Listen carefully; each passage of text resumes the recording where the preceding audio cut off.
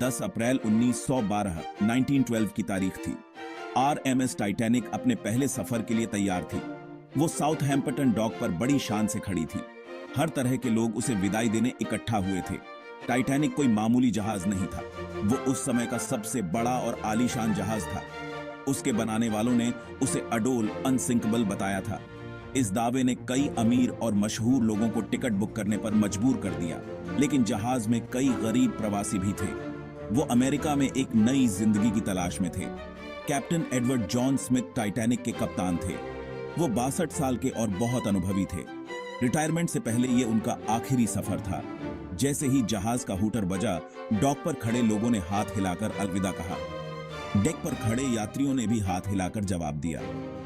Titanic अपने साथ 2200 से ज्यादा लोगों के सपने और उम्मीदें लेकर चल पड़ी।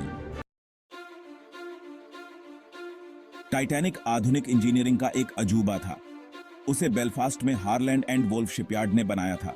जहाज बहुत विशाल था। वो 882 फीट लंबा और 175 फीट ऊंचा था। अंदर से टाइटैनिक एक तैरता हुआ महल था। उसमें शानदार डाइनिंग रूम और आलीशान केबिन थे। एक स्विमिंग पूल, एक जिम और एक टर्किश बाथ भी था। फर्स्ट क्लास के यात्री इन सुविधाओं का आनंद लेते थे। जहाज में लाइब्रेरी और स्मोकिंग रूम भी थे। यहां तक कि थर्ड क्लास के कमरे भी ज्यादातर दूसरे जहाजों से बेहतर थे। टाइटैनिक में उस जमाने की कुछ बेहतरीन सुविधाएं थीं। उसके पतवार में पानी को रोकने वाले अलग अलग हिस्से थे। ये इसलिए बनाए गए थे ताकि अगर जहाज को नुकसान पहुंचे तो भी वो पानी में तैरता रहे। जहाज में एक शक्तिशाली वायरलेस टेलीग्राफ सिस्टम भी था। इससे यात्री समुद्र में रहते हुए भी संदेश भेज सकते थे। टाइटैनिक को बनाना सस्ता नहीं था। 1912 में इसकी लागत $7.5 मिलियन थी। इसे सबसे अच्छा बनाने में कोई कसर नहीं छोड़ी गई थी। टाइटैनिक पर जीवन हर श्रेणी के यात्री के लिए अलग था। फर्स्ट क्लास के यात्री ऐशो आराम से रहते थे। उनके पास निजी बाथरूम वाले बड़े बड़े केबिन थे। उनका खाना बढ़िया चाइना में परोसा जाता था। खाना दुनिया के मशहूर शेफ बनाते थे। रात के खाने में 11 तरह के व्यंजन होते थे। ये यात्री संगीत समारोहों का आनंद ले सकते थे, ताश खेल सकते थे या प्रोमेनेड डेक पर टहल सकते थे। सेकंड क्लास के यात्रियों का सफर भी आरामदायक था। उनके केबिन छोटे थे लेकिन फिर भी अच्छे थे। उनके पास लाइब्रेरी और स्मोकिंग रूम की सुविधा थी। उनका खाना अच्छा था, हालांकि फर्स्ट क्लास जितना शानदार नहीं था। सेकंड क्लास के कई यात्री शिक्षक, पादरी या व्यवसायी थे। थर्ड क्लास या स्टीयरेज साधारण था, लेकिन फिर भी ज्यादातर जहाजों से बेहतर था। ये यात्री ज्यादातर प्रवासी थे। वे बाथरूम शेयर करते थे और उनका खाना सादा होता था। कर्मचारी हर चीज को सुचारू रूप से चलाने के लिए कड़ी मेहनत करते थे। सभी का मानना था कि वे अब तक के सबसे सुरक्षित जहाज पर हैं। जैसे ही टाइटैनिक अटलांटिक महासागर पार कर रही थी, उसे बर्फ के कई खतरे की चेतावनियां मिली। इलाके के दूसरे जहाजों ने हिमखंड देखे थे। उन्होंने टाइटैनिक को आगाह करने के लिए संदेश भेजे, लेकिन इन चेतावनियों को गंभीरता से नहीं लिया गया। जहाज तेज गति से चलता रहा। कैप्टन स्मिथ का मानना था कि जहाज अडोल है। उन्हें रफ्तार धीमी करने की जरूरत महसूस नहीं हुई। 14 अप्रैल को चेतावनियां ज्यादा आने लगी। जहाज के वायरलेस ऑपरेटर यात्रियों के संदेश भेजने में व्यस्त थे। उन्होंने सभी बर्फ की चेतावनियां ब्रिज तक नहीं पहुंचाई। कुछ चेतावनियों को नजरअंदाज कर दिया गया। दूसरों को ठीक से समझा नहीं गया। जो होने वाला था उसके लिए चालक दल तैयार नहीं था। 14 अप्रैल की रात बहुत ठंडी और साफ थी। समुद्र शांत था। चांद नहीं था, जिससे हिमखंडों को देखना मुश्किल हो रहा था। नजर रखने वालों के पास दूरबीन नहीं थी। जहाज लगभग पूरी रफ्तार से यात्रा कर रहा था। सभी चेतावनियों के बावजूद जहाज पर जीवन हमेशा की तरह चलता रहा। भाग 5, मनहूस रात। 14 अप्रैल को रात के 11:40 पर हादसा हो गया। नजर रखने वाले फ्रेडरिक फ्लीट ने हिमखंड देखा और चेतावनी दी। पहले अधिकारी मर्डोक ने जहाज को मुड़ने का आदेश दिया। जहाज स्टारबोर्ड साइड से हिमखंड से टकरा गया। नुकसान बहुत ज्यादा हुआ था। जहाज के कंपार्टमेंट में पानी भरने लगा। अडोल टाइटैनिक अब गंभीर संकट में था। स्मिथ ने लाइफ बोट तैयार करने का आदेश दिया। शांत रात एक बुरे सपने में बदल गई थी।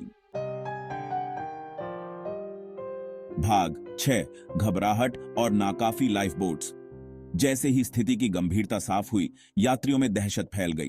लोग जान बचाने वाली नावों की तरफ भागे, लेकिन जहाज पर मौजूद लोगों में से लगभग आधे लोगों के लिए ही लाइफ बोट थीं।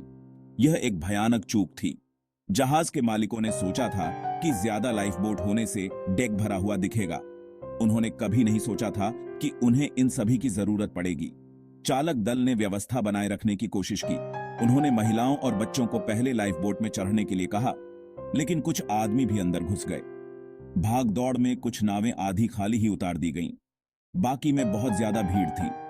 स्थिति अराजक थी। लोग डरे हुए थे और उन्हें समझ नहीं आ रहा था कि क्या करें। कुछ परिवार भाग दौड़ में बिछड़ गए। जहाज खाली कराते समय जहाज पर वर्ग विभाजन बहुत स्पष्ट हो गया। फर्स्ट क्लास के यात्रियों के पास लाइफ बोट तक आसानी से पहुंच थी। वे उस डेक के करीब थे जहां नावें थीं। थर्ड क्लास के यात्रियों, जो ज्यादातर निचले डेक पर थे, को लाइफ बोट तक पहुंचने में बहुत मुश्किल हुई। भाग 7, डूबना और उसके बाद। 15 अप्रैल 1912 को सुबह के 2:20 पर टाइटैनिक 2 हिस्सों में टूट गया और लहरों के नीचे समा गया। 1500 से ज्यादा लोग अभी भी जहाज पर या बर्फीले पानी में थे। तापमान 0 से नीचे था। ज्यादातर लोग मिनटों में ही हाइपोथर्मिया से मर गए। कारपेथिया को टाइटैनिक के संकट के सिग्नल मिले। वह मदद के लिए दौड़ा और 2 घंटे बाद पहुंचा। कारपेथिया के कर्मचारियों ने 705 लोगों को निकाला। भाग 8, जांच और सीख। टाइटैनिक के डूबने के बाद कई जांच हुई। संयुक्त राज्य अमेरिका और ब्रिटेन दोनों ने पूछताछ की। वे जानना चाहते थे कि आपदा क्यों आई। पर्याप्त लाइफ बोट नहीं थी। चालक दल को ठीक से प्रशिक्षित नहीं किया गया था। बर्फ की चेतावनियों को नजरअंदाज कर दिया गया। जहाज खतरनाक पानी में बहुत तेज गति से जा रहा था। टाइटैनिक में केवल 20 लाइफ बोट थीं। आपदा के बाद इस कानून को जल्दी से बदल दिया गया। भाग 9, मलबे की खोज। कई सालों तक टाइटैनिक के मलबे का सही स्थान अज्ञात रहा। यह अटलांटिक महासागर की गहराई में छिपा हुआ था। कई अभियानों ने इसे खोजने की कोशिश की, लेकिन समुद्र बहुत विशाल और गहरा है। इतने बड़े इलाके को खोजना आसान नहीं था। मलबा 70 साल से ज्यादा समय तक एक रहस्य बना रहा। 1985 में एक संयुक्त अमेरिकी फ्रांसीसी अभियान ने आखिरकार टाइटैनिक को ढूंढ निकाला। इसका नेतृत्व समुद्र विज्ञानी रॉबर्ट बैलार्ड ने किया था। उन्होंने आधुनिक सोनार और पानी के अंदर के कैमरों का इस्तेमाल किया। मलबा न्यूफाउंडलैंड से लगभग 380 मील दक्षिण पूर्व में मिला था। यह 12,500 फीट गहरा था। इस खोज ने पूरी दुनिया में सुर्खियां बटोरी। मलबा 2 मुख्य टुकड़ों में था। जहाज के डूबने पर धनुष और पिछला हिस्सा अलग हो गए थे। वे समुद्र तल पर लगभग 2000 फीट की दूरी पर पड़े थे। मलबे के चारों ओर कई कलाकृतियां बिखरी हुई थीं। भाग 10, टाइटैनिक की विरासत को संजोना। आज टाइटैनिक की कहानी लोगों को आकर्षित करती रहती है। जहाज को समर्पित कई संग्रहालय हैं। सबसे बड़ा संग्रहालय बेलफास्ट में है, जहां टाइटैनिक बनाया गया था।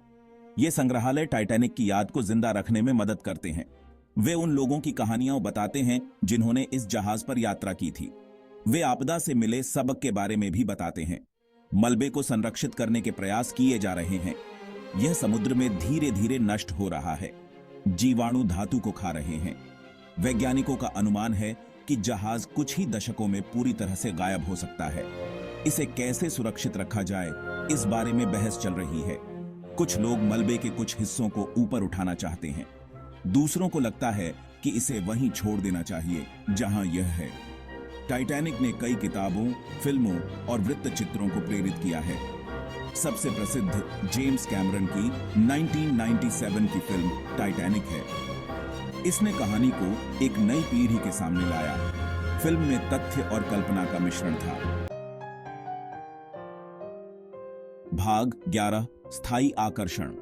डूबने के 1 सदी से भी ज्यादा समय बाद टाइटैनिक लोगों की कल्पना को मोहता है। यह केवल त्रासदी का पैमाना नहीं है जो हमें आकर्षित करता है। यह उन लोगों की मानवीय कहानियां भी हैं जो उस जहाज पर सवार थे। टाइटैनिक उस समय के समाज का एक छोटा सा रूप था। इसमें सभी वर्गों और पृष्ठभूमि के लोग सवार थे। उनकी बहादुरी, प्यार और बलिदान की कहानियां आज भी हमें भावुक करती हैं। टाइटैनिक कई चीजों का प्रतीक बन गया है। यह एक युग के अंत का प्रतिनिधित्व करता है।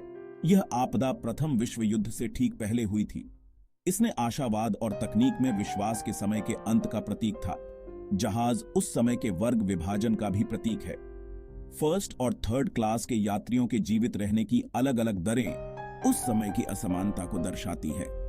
टाइटैनिक की कहानी हमें महत्वपूर्ण सबक की याद दिलाती है।